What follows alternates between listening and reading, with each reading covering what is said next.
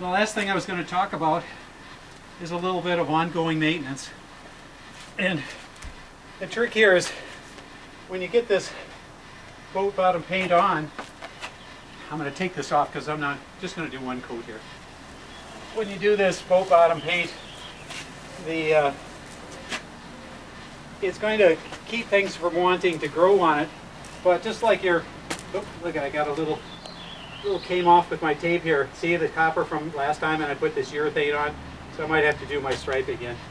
But that was a test. I intentionally did that to see how well our product would stick to the copper. It doesn't stick to it as well as the sanded material here. Obviously, the Teflon likes to make things come off.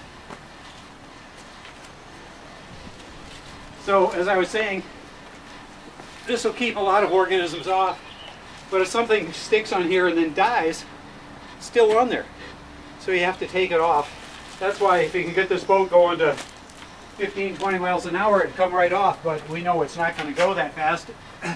So I could use a soft brush to brush it with, or I could use a stiff brush to brush it with, or I could grab myself some Scotch-Brite pads, use those. This copper is pretty darn, it's a metal. It's going to take, you see we're sanding it, it'll take quite a bit of abuse.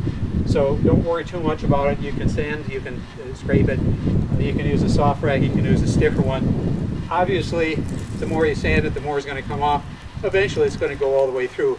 But if you have two coats on here, you should be able to do a pretty aggressive cleaning job during the week or before your race. But don't expect it to be there all the time, because things are going to stick to it just like they'll stick to a Coke bottle. A little slime you might have to take off when you pull it out at the end of the year. Take your pressure washer and rinse it off.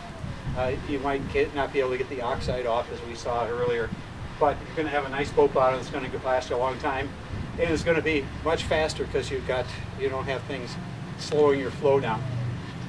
Anyway, thank you very much. Smooth Sailing Boat Bottoms.